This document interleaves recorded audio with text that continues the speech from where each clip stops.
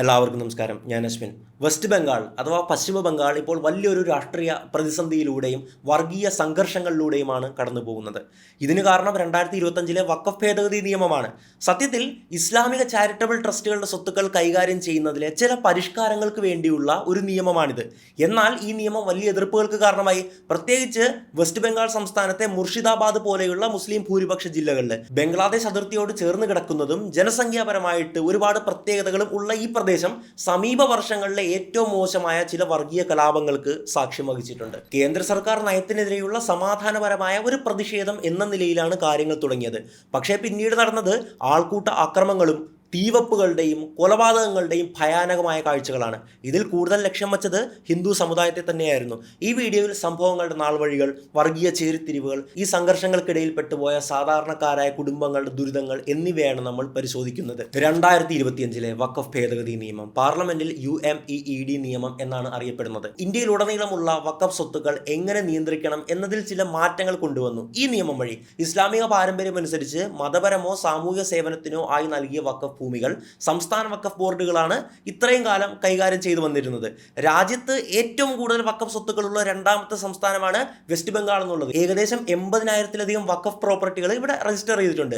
അതുകൊണ്ട് തന്നെ ഈ മാറ്റങ്ങൾ ബംഗാളിൽ വലിയ പ്രത്യാഘാതങ്ങൾ ഉണ്ടാക്കിയാണ്. പുതിയ ഭേദഗതിയിൽ വഖഫ് ബൈ യൂസർ എന്ന ആശയം എടുത്തൊഴിവാക്കുകയാണ്. അതെന്താ നോക്കുവാണെങ്കിൽ ഇന്നേ വരെ ഉണ്ടായിരുന്ന, അതായത് കോൺഗ്രസ് സർക്കാർ കൊണ്ടുവന്ന വഖഫ് നിയമങ്ങളിൽ വാക്കാൽ വഖഫ് ചെയ്തു എന്ന് പറയുന്ന അല്ലെങ്കിൽ പറയപ്പെടുന്ന പ്രോപ്പർട്ടിയിന്മേൽ വഖഫ് ബോർഡിന് അവകാശവാദം ഉന്നയിക്കാനും അത് സ്വന്തം പേരിലേക്ക് രജിസ്റ്റർ ചെയ്തെടുക്കാനുമുള്ള വകുപ്പുകൾ ഉണ്ടായിരുന്നു. വർഷം 2005 ഉത്തർപ്രദേശ് വഖഫ് ബോർഡ് യാതൊരുവിധ ഫിസിക്കൽ ഡോക്യുമെന്റ്സും, അതായത് ആധാരമോ അല്ലെങ്കിൽ വിൽപത്രമോ ഒന്നും തന്നെ ഇല്ലാതെ താജ്മഹൽ സ്വന്തം പേരിൽ എഴുതിയെടുക്കുകയാണ്. ഒന്ന് ആലോചിച്ച് നോക്ക്. യാതൊരുവിധ രേഖകളും ഇല്ല.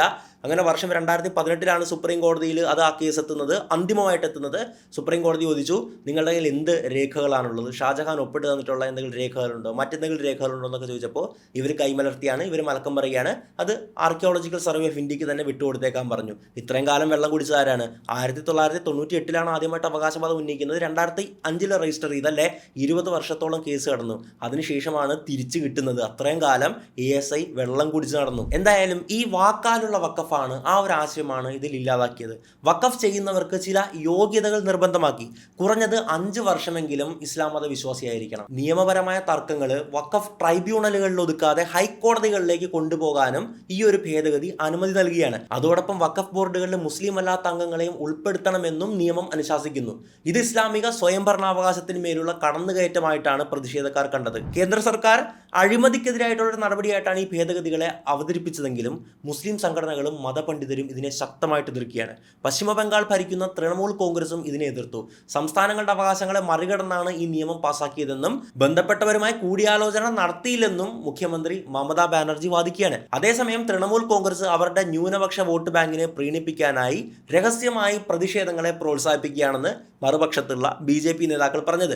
ഇതോടെ ഈ എതിർപ്പിന് വലിയൊരു വർഗീയ മുഖം വന്നു തുടങ്ങിയിരുന്നു. ഏപ്രിൽ ആദ്യത്തോടെ പ്രതിഷേധങ്ങൾ തുടങ്ങിയിരുന്നു. എന്നാൽ ഏപ്രിൽ 8 മുർഷിദാബാദിലെ ജംഗിപൂരിൽ കാര്യങ്ങൾ അക്രമാസക്തമായി. റോഡ് ഉപരോധം തടയാൻ ശ്രമിച്ച പോലീസിനെതിരെ കല്ലേറും അതുപോലെ വാഹനങ്ങൾ തകർക്കലും തീവപ്പുകളും ഉണ്ടാകുകയാണ്. പ്രതിഷേധക്കാർ പോലീസ് വാഹനങ്ങൾക്ക് തീയിടുകയും നിരവധി ഉദ്യോഗസ്ഥർക്ക് പരിക്കേൽക്കുകയും ചെയ്തു. സ്ഥിതിഗതികൾ നിയന്ത്രിക്കാൻ ഇന്റർനെറ്റ് സേവനങ്ങൾ നിർത്തിവെക്കുകയും നിരോധനാജ്ഞ പ്രഖ്യാപിക്കുകയും 20-ലധികം പേരെ ഉടൻ അറസ്റ്റ് ചെയ്യുകയും ചെയ്തു. ഈ സംഭവം ചെറുതായിരുന്നുവെങ്കിലും വരും ദിവസങ്ങളിൽ കൂടുതൽ സംഘടിതവും വർഗീയവുമായിട്ടുള്ള ഒരു പ്രതിഷേധത്തിന്റെ സൂചനയായിരുന്നു ഇത്. ഏപ്രിൽ 9 മമതാ ബാനർജി പ്രതിഷേധക്കാരോട് സമാധാനം പാലിക്കാൻ പരസ്യമായിട്ട് അഭ്യർത്ഥിക്കുകയാണ്. അതോടൊപ്പം തന്റെ സർക്കാർ ഈ നിയമം നടപ്പിലാക്കത്തില്ലെന്നും അതിനോടൊപ്പം കൂട്ടിച്ചേർക്കുകയാണ്. ഏപ്രിൽ 10 സംസ്ഥാന മന്ത്രി സിദ്ദിഖുള്ള ചൗധരിയുടെ നേതൃത്വത്തിൽ വലിയൊരു പ്രകടനം നടന്നു. ജയിലിൽ പോകാൻ തയ്യാറാണെന്ന് അദ്ദേഹം പ്രഖ്യാപിച്ചു. നിയമത്തിനെതിരെ ഒപ്പുശേഖരണവും ശക്തപ്പെട്ടു. എന്നാൽ കൊൽക്കത്തയിലെ ഒരു ഹിന്ദു വ്യക്തിയുടെ പൊതു ബസ്സിൽ നിന്ന് പ്രതിഷേധക്കാർ ഹൈന്ദവ കാവിപ്പതാക ബലമായി നീക്കം ചെയ്യുന്ന ഒരു വീഡിയോ വൈറലായതോടെ കാര്യങ്ങൾ വഷളായി. ഈ സംഭവം ഒരു രാഷ്ട്രീയ പ്രസ്താവന എന്നതിലുപരി വർഗീയപരമായിട്ടുള്ള ഒരു പ്രകോപനമായിട്ടാണ് പലരും കണ്ടിരുന്നത്. കാവിക്കൊടി വലിച്ചു കീറുന്ന ദൃശ്യം ചില പ്രതിഷേധക്കാരുടെ മനസ്സിലെ ആഴത്തിലുള്ള വിദ്വേഷത്തെയാണ് കാണിച്ചത്. വരാനിരിക്കുന്ന അക്രമങ്ങൾക്ക് ഈ സംഭവങ്ങൾ വഴിയൊരുക്കുകയാണ്. ഏപ്രിൽ 11 നടന്നത് ഒരു വർഗീയ കലാപം തന്നെയായിരുന്നു. വെള്ളിയാഴ്ച നമസ്കാരത്തിന് ശേഷം ധൂലിയാൻ, സൂതി തുടങ്ങിയ പട്ടണങ്ങളിൽ വലിയ ആൾക്കൂട്ടങ്ങൾ സംഘടിച്ചു. സമാധാനപരമായി തുടങ്ങിയ ജാഥകൾ പിന്നീട് ഹിന്ദുക്കൾ താമസിക്കുന്ന താമസ സ്ഥലങ്ങൾക്ക് നേരെയുള്ള അക്രമങ്ങളായി മാറുകയാണ്. കടകളും വീടുകളും വാഹനങ്ങളും അഗ്നിക്കിരയാക്കി. ധൂലിയാനിലെ ജാഫറാബാദ് ഗ്രാമത്തിൽ 70 വയസ്സുള്ള ഹർഗോവിന്ദ് ദാസിനെയും മകൻ ചന്ദനെയും കലാപകാരികൾ വെട്ടിക്കൊല്ലുകയാണ്. സഹായത്തിനായിട്ടുള്ള അവരുടെ കുടുംബത്തിന്റെ നിലവിളി ആരും കേട്ടില്ല. രക്തത്തിൽ കുളിച്ച അവരുടെ മൃതദേഹങ്ങൾ വീടിന്റെ പുറത്ത് മണിക്കൂറുകളോളം തന്നെ കിടന്നു. ഇത് ക്രമസമാധാന നില പൂർണ്ണമായിട്ടും തകർന്നതിന്റെ പ്രതീകമായിട്ട് മാറി. മറ്റു സ്ഥലങ്ങളിലും സമാനമായിട്ടുള്ള ഈ ക്രൂരമായിട്ടുള്ള ആക്രമണങ്ങൾ നടന്നു. ഹിന്ദുക്കളുടെ ഉടമസ്ഥതയിലുള്ള കടകൾ കൊള്ളയടിക്കുകയും ക്ഷേത്രങ്ങൾ നശിപ്പിക്കുകയും ചെയ്തു.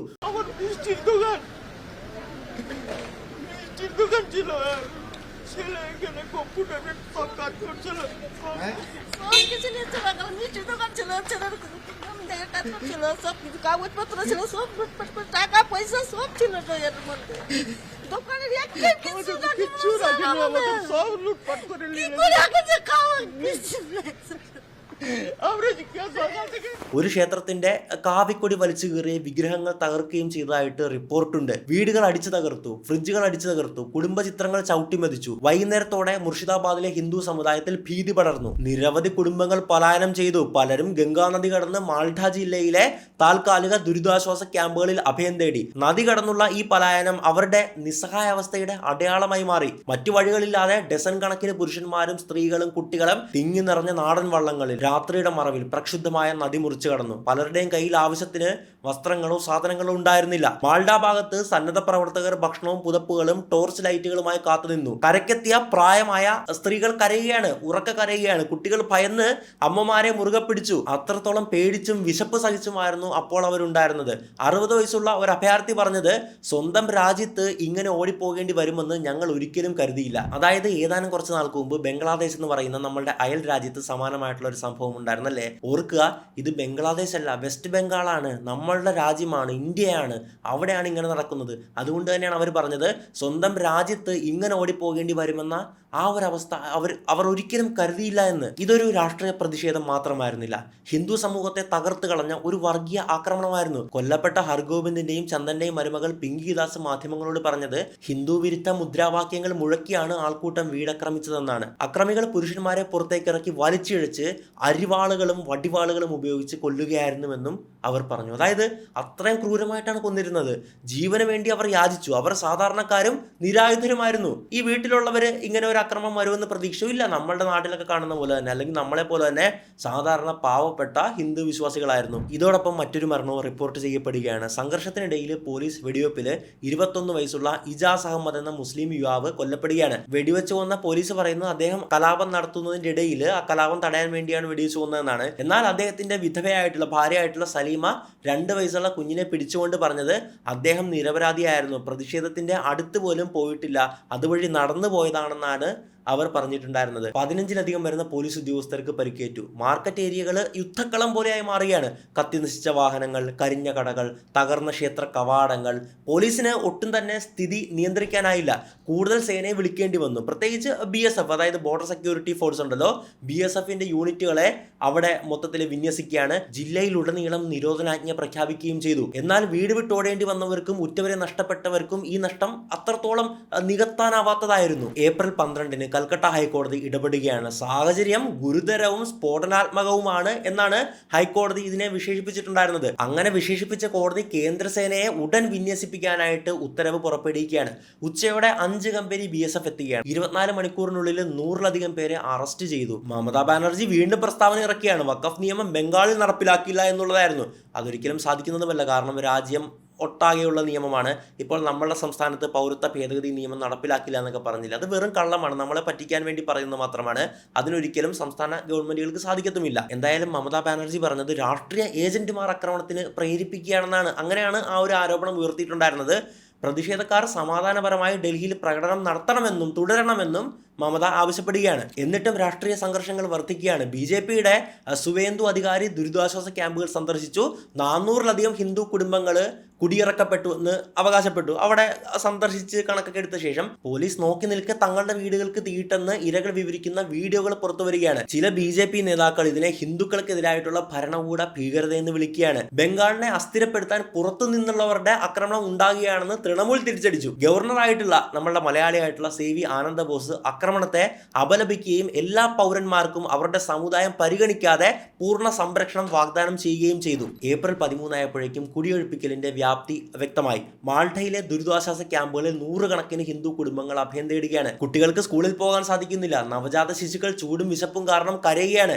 എപ്പോൾ വീട്ടിലേക്ക് മടങ്ങാൻ കഴിയുമെന്നുള്ള വാർത്തയ്ക്കായി കുടുംബങ്ങൾ കാത്തിരുന്നു. അങ്ങനെ സർക്കാർ പോലീസ് സംരക്ഷണയിൽ അവരെ വീടുകളിലേക്ക് തിരികെ കൊണ്ടുപോകാൻ തുടങ്ങിയാണ്. ഗംഗാനദി കടത്തി തിരികെ കൊണ്ടുപോകാനായിട്ട് ഒരുപാട് ബോട്ടുകൾ ഏർപ്പാടാക്കിയാണ്. അതിനകമ്പടി പോകാനായിട്ട് സുരക്ഷാ ബോട്ടുകളുടെ വ്യൂഹവും തയ്യാറാക്കിയാണ്. അങ്ങനെ അവരെ പതുക്കെ പതുക്കെ വീടുകളിലേക്ക് എത്തിച്ചു തുടങ്ങിയാണ്. ക്ഷീണിതരും ഭയം വരുന്നവരും അല്ലെങ്കിൽ ഭയം വരികയാണെങ്കിലും പ്രശ്നബാധിത പ്രദേശങ്ങളിൽ ഈ വ്യക്തികൾ സുരക്ഷാ മാർച്ച് നടത്തുകയാണ്. ഏപ്രിൽ 14 സൗത്ത് 24 പർഗാസാനിലെ ഭാങ്ങറിൽ വീണ്ടും ആക്രമണം ഉണ്ടായി. ഇന്ത്യൻ സെക്കുലാർ ഫ്രണ്ടിന്റെ നേതൃത്വത്തിൽ നടന്ന പ്രതിഷേധം അക്രമാസക്തമായി മാറുകയാണ്. പ്രതിഷേധക്കാർ കല്ലെറിയുകയും പോലീസ് വാഹനങ്ങൾക്ക് തീയിടുകയും ചെയ്തു. ഭാഗ്യവശാൽ മരണങ്ങളൊന്നും റിപ്പോർട്ട് ചെയ്തിട്ടില്ല. അതേസമയം മുർഷിദാബാദിൽ ക്രമസമാധാനം പതിയെ പുനഃസ്ഥാപിക്കപ്പെടുകയാണ്. മുതിർന്ന പോലീസ് ഉദ്യോഗസ്ഥർ സമുദായ നേതാക്കളുമായി കൂടിക്കാഴ്ച നടത്തി. അതോടൊപ്പം ഒരുപാട് മീറ്റിംഗ്സുകളും ചെറിയ മറ്റ് മീറ്റിംഗ്സുകളും ഒക്കെ തന്നെ അവിടെ നടത്തുകയാണ്. ദാസ് കൊലപാതകങ്ങളിലെ 2 പ്രതികളെയും അറസ്റ്റ് ചെയ്തതായിട്ട് അന്വേഷണത്തിൽ വ്യക്തമാകുകയാണ്. ബംഗ്ലാദേശിൽ നിന്നുള്ള സാമൂഹ്യ വിരുദ്ധ പ്രശ്നങ്ങൾ ഉണ്ടാക്കാൻ ഇന്ത്യയിലേക്ക് കടന്നിരിക്കാമെന്നുമുള്ള റിപ്പോർട്ടുകൾ വന്നു. അതിർത്തി നിയന്ത്രണം BSF അഥവാ ബോർഡർ സെക്യൂരിറ്റി ഫോഴ്സിന്റെ ഉത്തരവാദിത്തമാണെന്ന് പറഞ്ഞ് അവിടുത്തെ മുഖ്യമന്ത്രിയായിട്ടുള്ള മമതാ ബാനർജി ഈ ഒരു പ്രശ്നങ്ങളുടെ എല്ലാം ഉത്തരവാദിത്തം അല്ലെങ്കിൽ അത് കേന്ദ്ര സർക്കാരിന്റെ തലയിൽ പഴിചാരുകയാണ്. ഏപ്രിൽ 16 മമതാ ബാനർജി ഒരു സർവ്വമത യോഗം വിളിച്ചു ചേർത്തു. ഹിന്ദു പുരോഹിതന്മാരും മുസ്ലിം ഇമാമുകളും ക്രിസ്ത്യൻ നേതാക്കളും ഒരുമിച്ച് നിന്ന് സഹായത്തിനായിട്ട് ജനങ്ങളോട് അഭ്യർത്ഥിക്കുകയാണ്. പ്രമുഖ മതപണ്ഡിതൻ തോഹ സിദ്ദിഖി അക്രമത്തെ അപലപിച്ചുകൊണ്ട് പറഞ്ഞത് ഇവർ മുസ്ലിമീങ്ങളല്ല, മുസ്ലിം വേഷം ധരിച്ച കുറ്റവാളികൾ എന്നാണ്. ബീഹാറിൽ നിന്നും മറ്റ് സ്ഥലങ്ങളിൽ നിന്നും അതായത് പുറത്തുനിന്ന് വന്നിട്ടുള്ള വ്യക്തികളാണ് കലാപം ആളിക്കത്തിച്ചത് എന്നുള്ളതായിരുന്നു ഇവരൊക്കെ പറഞ്ഞിട്ടുണ്ടായിരുന്നത്. മുർഷിദാബാദിലും സമീപ പ്രദേശങ്ങളിലും BSF പട്രോളിങ്ങും സംസ്ഥാന പോലീസും പ്രാദേശിക NGOകളും സമാധാനം പുനഃസ്ഥാപിക്കാനുള്ള ഒരുപാട് ശ്രമങ്ങളിൽ ഒരുമിച്ച് പങ്കാളികളാവുകയാണ്. സ്കൂളുകൾ പതിയെ തുറന്നു. ചെറിയ കടകൾ ഭയത്തോടെയാണെങ്കിലും തുറക്കുകയാണ്. എന്നാൽ ആശ്വാസത്തിന്റെ ഓരോ പുഞ്ചിരിക്ക് പിന്നിലും ഭയത്തിന്റെ നിഴലുകൾ ഉണ്ടായിരുന്നു.